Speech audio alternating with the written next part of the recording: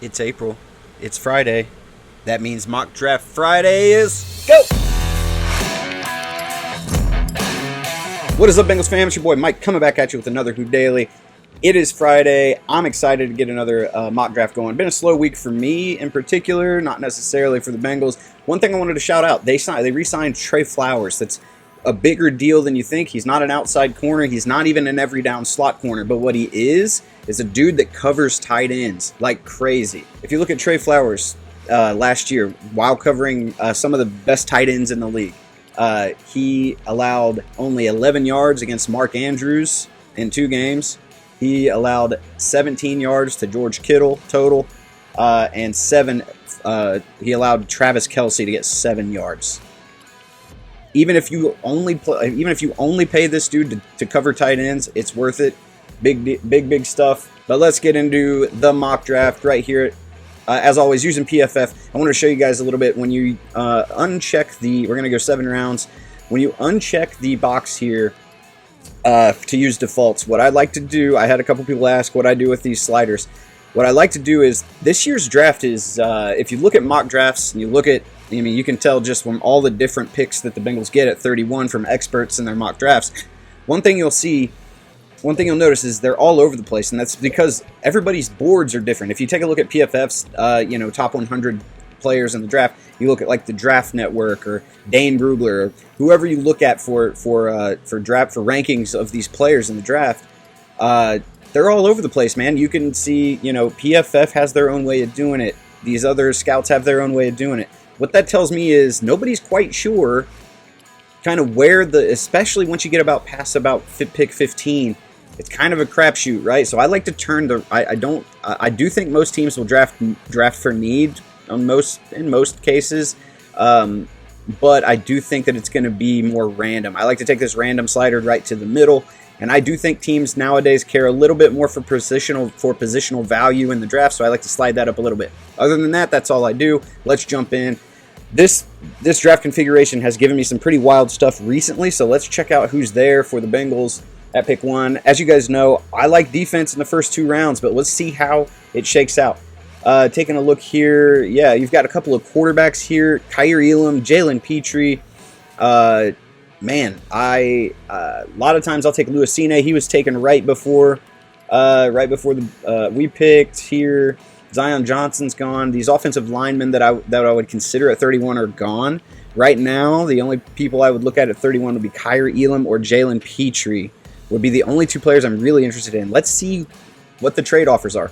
Pick 43, I think, is going too far back. And the reason I say that is, if I'm targeting Kyer Elam, I'm going to have to pick him right now. I don't think he'll be there unless I trade it back to just like pick 33, and then LA takes, the 2 teams ahead, take these 2 quarterbacks. There are no offers for that, so I'm not going to do it. I'm taking Elam and running to the podium because that's a future outside corner, and he's going to push Eli Apple this year for starting reps. And you need a guy who's on a rookie contract. That's 5 years. You don't have to worry about an outside corner as long as he stays healthy. That's pretty valuable. That's a really valuable position. Here we are at the top of round 2, pick 63. The guys I like to see here aren't necessarily here. Again, this looks like with Matt Carroll on the board and the top 2 players being linebackers. I don't see the Bengals using a second-round pick this year on a linebacker, even though I really like Leo Chenal. I think Leo Chenal to me is a little bit more twitched up Jermaine Pratt from a play style perspective. Downhill thumper is what Leo Chenal is. He's got a little bit of juice off the edge, but really he's a middle linebacker. Brian Asamoah, though, he's more of a smaller kind of Akeem Davis-Gaither type frame of a linebacker. And I don't know that he's that much better than Akeem Davis-Gaither. Maybe he is, but I don't think the Bengals are going to take a flyer at the second round to check it out. I really like the idea of taking a wide receiver here, but because I can't decide, let's look at trade back offers. Going all the way back to 74. Now, if we look at the draft board of like average draft position, at 74, we're looking at like maybe Kirby Joseph, Justin Ross will be gone, maybe Dylan Parham, Jamari Salyer will be there. I like Josh Paschal, though, in this spot. The reason I like Josh Paschal is he tested like a freak If you look at the RAS score for Josh Paschal, how he tested, right? If you look at how he tested, 6'3" ish, 268. He's a little bit bigger version than Carl Lawson. Essentially, is what you're looking at here. 4.77 on the speed. His explosive grade here, the jumping is really good, which means he gets off the line really well. 30 bench presses, and actually at that weight, 270 almost, you may be able to use him as a 3-tech if he gets a little bit bigger, or even at that weight, really. Let's see if we can trade back and target Josh Paschal here. So let's go ahead and try to get something done with the Falcons. Pick 74, pick swap here. I'm going to want something else. They won't give me pick 82. They'll give me pick 114. Let's see if they'll give me pick 82 if I give them 95. No. But if I'm essentially swapping pick, we're essentially going to move back for this round and then move up in the next 2 rounds. So we'll go from 74 back to 63, but then we'll go from 95 up to 82 and from 1. Yeah. So let's go ahead and do this trade. We're essentially moving up in the middle rounds. We're saying we'll slide back this round to move up in the next 2 rounds. And Josh Pass, did he get taken? Did he get taken? He did. Oh my God, look at that right after. Oh my goodness. No, this is why it's difficult to trade back, right? But in this case, I actually don't mind taking Kirby Joseph, because Kirby Joseph on film to me looks a lot like, I know he's the 3rd round grade according to PFF, but you look at his grades. His coverage grade is outstanding. Playing in the Big Ten, 21.1% incompletion rate. You see his grades got better as he went. The only red flag I have for him is he hasn't done physical testing, but everything else, the eye test, the numbers getting better every year. The fact that he plays a kind of true free safety spot. There aren't that many true free safeties in this draft. Man, it's tough between Kirby Joseph. He and Kirby Joseph. We're sitting here at pick 74. Kirby Joseph and Justin Ross. Man, that's tough. You know what? Shout out James Rapine on the Locked On Bengals podcast. I'm going Justin Ross. Pull the old switcheroo. Let's get a wide receiver for the future. And guess what? Because we moved up, guys, because we moved up with that trade, we're able to get Kirby Joseph as well. I love that. Now you've got outside corner in Kyer Elam. And you've also got a free safety of the future who's going to slot in, and this season he's going to give you special team reps. He's also going to give you he's going to fill in where Ricardo Allen played last year and allow Lou Anarumo to play that three safety shell that he sometimes gives. Now taking a look, here we are in the 4th round. This is also another pick where we moved up. And right here, I really like Matthew Butler in the 4th round. Him being here in the 4th round would be nutty. But honestly, at this point, we really need to start thinking about that offensive line. A potential center of the future, Luke Fortner out of Kentucky, right? He hits almost all of the metrics that I like to hit. His pass blocking grade is good. His run blocking grade is good. He is a good zone blocker. That's the kind of you want to look for zone blocking grades, guys. That's the kind of scheme the Bengals like to do. Played in the SEC, so these numbers are coming against SEC talent at the interior defensive line. That is a big deal. Respectable RAS score. He's not blowing it up. He's not a freak or anything, but he didn't lay a turd. So I think this is going to be our pick right here. We're going to draft a potential center of the future, and if he comes in and plays really well, they've got a center right now that they signed that they can move over in Ted Karras and allow him to play guard. And this guy can play center, and that could end up being what you need. Now, Zach Tom, I've drafted Zach Tom quite a few times on this channel in these mock drafts. I'm not going to do it this time. The main reason for me is that when I was watching his tape, he's got great numbers, and I love the pass blocking grades. I do. I love him. And he may end up being a very, very good guard in the league, and I may end up regret passing on him. But the issue is he's not a glass eater. He's not a Frank Pollock glass eater guy, right? Looking for a guy. He's more of a technician, which honestly is what the left tackle Jonah Williams, not much of a glass eater. He's a technician. He doesn't have that kind of nasty in his game that Frank Pollock really wants to see in his linemen. So given that Frank Pollock is currently the offensive line coach and is going to have a big say in who they draft from an offensive line perspective, I'm going to say they'll pass on Zach Tom, even though I think he's really good. I don't think he has the kind of mentality that they look for there. Even though he is a scholar athlete and a team captain, which is stuff that Zach Taylor loves in his draft prospects, not so much what necessarily Frank Pollock is always looking for. So when looking here, we're in the 5th round. What do we need? We've taken a corner, Kaiir Elam. We traded back and took a wide receiver in Justin Ross. So now you're 4 deep, and you don't have to worry that much if you end up losing Tyler Boyd next year, or at the end of his contract, right? We took Kirby Joseph as safety. Luke Fortner. The Bengals do need an interior defensive tackle, but Noah Ellis just isn't the guy. He's huge. He's really big. The Bengals need 3 techs. They've got size, and they've got the ground eater dudes. So in the 5th round, what I'm really looking at here is probably tight end, if I'm going to be honest with you. Let's see who we got.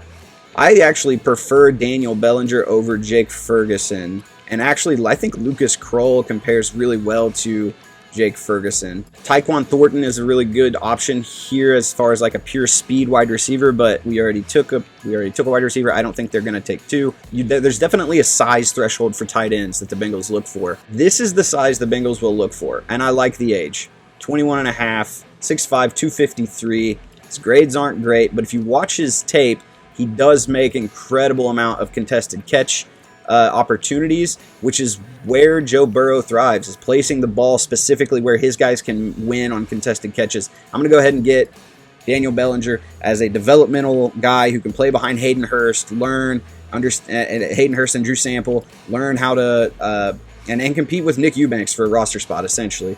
But looking at now at pick 209, I want you guys to have a look at this guy right here, Jeremiah Moon. He's listed as a linebacker here, but really he'll play edge in the league. Look at the size, 6'5", 249.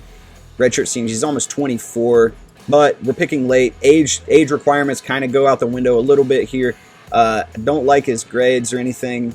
Nothing jumps off the tape, as far as his grades. But if you take a look at his RAS score, here's something crazy I want to show you guys. 9.2 on the RAS, right? That's as a linebacker. If you switch his position to edge, his RAS score actually goes up, right? So when you compare him to edge players instead of linebackers, his RAS score goes up 1/10 of a point. 4.76 on the 40 time. Really good agility. It's weird. The 3-cone is kind of what you really want to look at, because in order to get a good time in the 3-cone, you have to be at 6'5" to sink your hips and stop your feet and change direction that quickly is really good. Super explosive grading. I think this is the kind of guy the Bengals would take a flyer on later in the draft, that they could develop into an edge rusher. They don't have a need for a starting edge rusher right now, but if they could get him taking snaps with Joseph Ossai and rotating in that way, it would be a very big deal. In the 7th round, I've taken this guy a few times, but in this particular instance, I think it makes sense because we've only drafted 1 offensive lineman. I think they'll draft at least 2. 6'3", 317. Tyrese Robinson, he played tackle at Oklahoma. He translates to a guard in the league. His RAS scores got better as you went. Big 12 has a lot of really good pass rushers in it, so he was blocking a lot of those guys. Pretty good zone blocking from a run blocking perspective.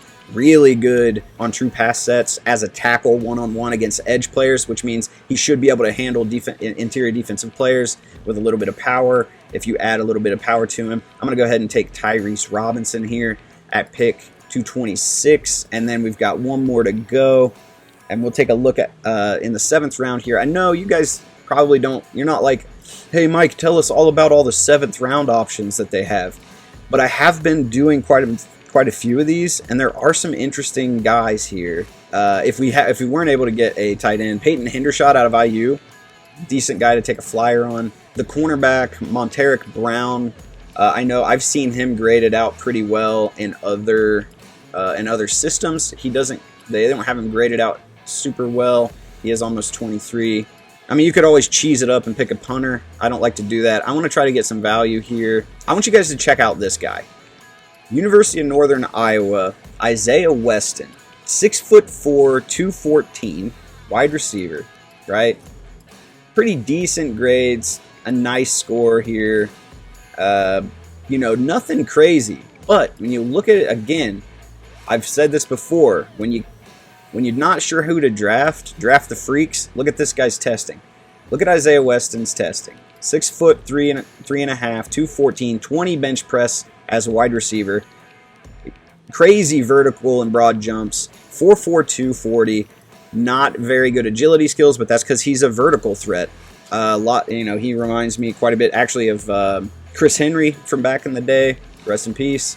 But I think if you're looking at taking a flyer on guys, I know that you don't need more wide receivers here, but that could be a really interesting one. I've taken this guy late in the draft whenever I wasn't able to snag a wide receiver earlier, but I think we found our guy here, Carson Wells, defensive end. He's not a linebacker. He's an edge player. 6'3", 241. You could probably play him at linebacker, but PFF has him listed as an edge, and you can see he played most of his snaps on outside of the tackle from the edge position. He's a pretty good run defender. This guy reminds me a lot of Wyatt Hubert, the guy they took last year in the 7th round. He got hurt. Was probably gonna end up being a really valuable special teamer. But let's go ahead and get Carson Wells here at the end. Keep loading up. You can never have too many pass rushers. Never have too many pass rushers. You can never have too many pass rushers. All right, let's take a look. With the trade back, I think this is the first trade back we've done this year. You've got Kaiir Elam to come in and be your number one, to be competing with Eli Apple for the second corner spot. Justin Ross is a stud. He'll be your 4th guy. This allows them to go 4 wide sets as much as they want with Justin Ross on the team. Kirby Joseph's going to come in and be the 3rd safety, and eventually it gives them security just in case they can't get it done with Jesse Bates. I still think they will, but even if they do, you still need, you know, you can play Kirby Joseph as a more of a strong safety, or in two free safety sets, cover 2s. Luke Fortner could end up starting at center, if I'm honest with you. If he could come in and win the job and bump Karras over. Daniel Bellinger, developmental tight end. You don't need a lot out of him. Jeremiah Moon, freakish athlete off the edge. Tyrese Robinson, a depth guard player. And Carson Wells, an edge player, special teamer out of Colorado. That's going to do it for me today, guys. I'm already over time. Just wanted to do another mock draft. We're getting so close. Keep in tune. I'm going to start having some guests on the channel. It's going to be really awesome. But until next time, I hope you enjoyed it. I've been Mike. This has been Hoop Daily. See ya.